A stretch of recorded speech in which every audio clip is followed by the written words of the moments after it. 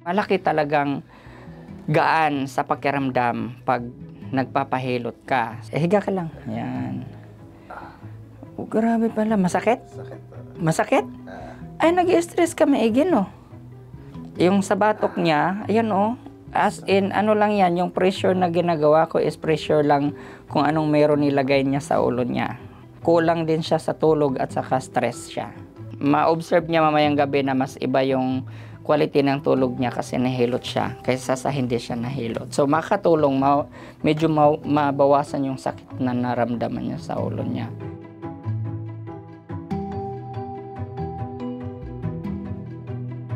Ako si Vernie Hilargo. Ako talaga ang tinatawag sa amin is parang I'm doing the traditional hilot na under sa yung holistic, yung relaxation na kailangan talaga ng mga Pilipino.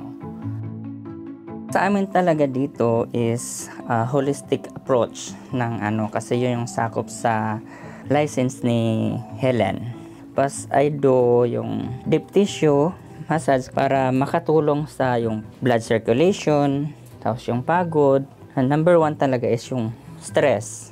Kasi yun naman yung nature natin dito sa Canada eh. Relaxation. Ma-relax lang yung katawan mo. Blood circulation para maayos yung flow ng blood. Most na client ko talaga is especially yung mga PSW. Sila yung meron mga frozen shoulder. Tulad nito, yung hinihilot ko. Siya, yung kahit hindi siya nagsalita, ang sakit nitong ginagawa ko sa kanya. Pero mahina tong ginagawa ko. Pero sobrang sakit to sa kanya dahil yung mga tendons niya medyo may inflammation. Ito yung mag-uumpisa yung frozen shoulder, ito yung nakakapako. Ang dami niyang, kung tawagin sa atin, ang dami niyang accumulation na lamig. Kung sa atin dito ang dami niyang yung spasm. Kaya sobrang sakit sa kanya. Pero ito, after ko maghilot nito, pakiramdam niya, ang gaan, yung parang nabawasan siguro siya ng 50 kilos pagkatapos ko siyang hilutin. Yung everyday na ginagawa na trabaho, tapos hindi na nakapagbigay ng time sa sarili na mag-exercise, mag-stretching. Kaya yun yung naging dahilan kung bakit masakit na yun masyado yung mga balikat. Kaya minsan nagkakaroon na ng headache, migraine, ganun siya, doon yun nag-uumpisa. Para ma-minimize yun, mag-hot and cold siya kasi ang cold is for the inflammation and then yung hot is for the blood circulation. So nakakatulong yung magbabad na sa bathtub ng medyo warm para sa blood circulation. Pag masyado namang yung parang pakiramdam mo namamagana yung katawan mo, so magko-cold ka. So hot and cold therapy.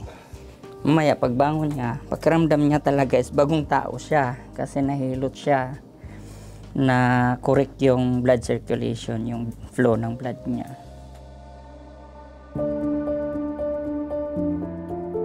I started doing this since when I was 7 years old. 8 years old, trained by my grandparents ako. Sa atin kasi, sinasabing lang nasa dugo kasi 5 siblings kami. Ako lang talaga marunong at saka yung mama ko. Broken family kasi ako, ganun. Nag-aaral ako by myself. High school, uwi ako para magluto ng barbecue. Ganun. So when I was on college, wala naman akong ibang pagkukunan.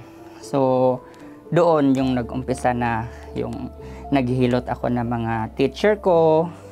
Pag nandun ako sa boarding house, naghihilot ako sa yung nagbabantay, caretaker ng mga boarding house. Doon ako kumukuha ng source of income. Pagdating ko rin dito sa Canada talaga, 3 days pa lang talaga ako nandito. Naghilot na ako. Lahat na pinasukan ko, maglinis ng buildings, mga bahay-bahay. Full-time ako ng McDonald's, full-time ako ng 7-Eleven. Naghihilot pa ako, nagki-cleaning. Kaya hindi, kung may makikinig, hindi nyo alam saan kaya niya nilagay yung pagtulog. Basically, wala akong tulog talaga. Bus lang yung tulog ko before. Pero dito talaga sa Canada, nakakalimutan mo talaga yung profession mo. Kailangan mong magtrabaho at saka kailangan mong mag-effort talaga. Pero at least yung effort, compensated. Yung, alam mo yung do all your efforts, basta wag ka lang mag-inarte, mayroong blessings talaga na darating. Dahil sa paghihilot ko dito, I acquire ng property sa atin sa Tagaytay. As in, mula talaga yun sa pinaka mahirap na sitwasyon na kasi both of my parents are grade school lang, hirap pa mag-graduate ng elementary, all of my siblings are elementary graduate, so I need to work hard para sa kanila. Ngayon, for my 11 years dito sa Canada, nakaput up ako ng nasa 1,500 square meter or more na lupa nasa Indang, Cavite, like from 15 minutes from my place going to Tagaytay na. So nakaput up ako ng resort. Lahat talaga kasi sila wala, as in yung kinakain nila is yung kamuting kahoy, saging, mga ganun talaga yung umpisa ng buhay na nakikita ko.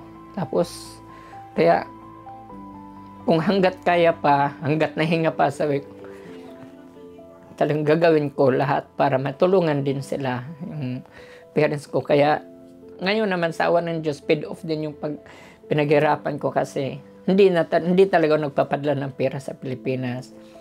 Yung ginagastos nila ng pangailangan nila, sapat, sobra pa sa business na naput up ko. Ngayon, nirelax ko naman siya para, kasi kanina hindi talaga siya nag-i-enjoy. Nasasaktan siya kanina eh. Pero, trust the process, mamaya, ang gaan na ng pakiramdam niya pagbangon niya.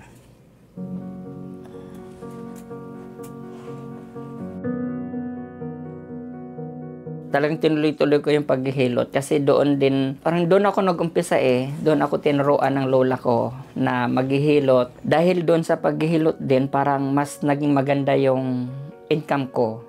Kaya natuwa talaga ako, ang big help talaga ni Helen na naging parang yung kasi dati parang part-time lang talaga ang paghihilot ko. Nung nagkaroon ng tumawag na yung kami ng permit, tumawag na yung labor sa amin, yung city, na okay lang man pala talaga na mayroong service na maghilot dito, yung under sa holistic na approach.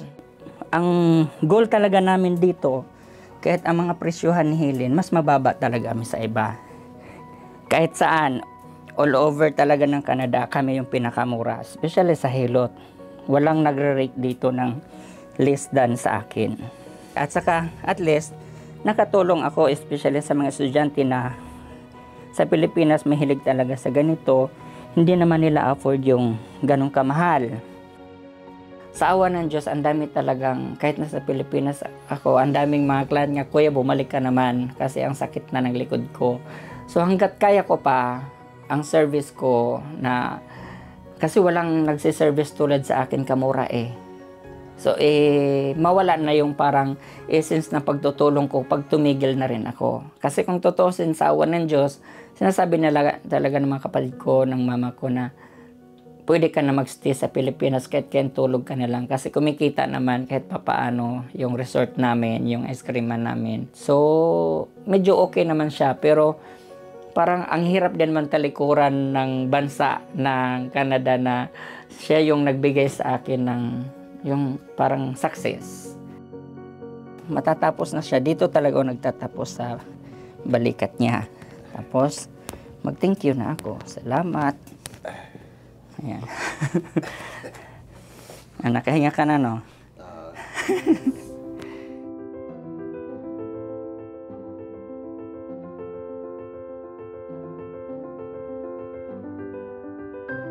Yung paghihilo talaga is yun yung naging bread and butter ko ever since yung college ako. Tatawagin ako ng mga may-ari ng boarding house, ng para maghilot. So, kahit masakit na yung kamay ko, as in ngayon talaga, pagka umaga, naninigas yung kamay ko. Pero, pag naghilot na ako, parang nakalimutan kong sakit na yon, kasi doon yung naging bread and butter ko. Doon kaya ako nagkaroon ng resort, kaya nagkaroon ako ng businesses sa Pilipinas dahil sa paghihilot ko. So dapat wag natin kalimutan kung saan tayo nanggaling.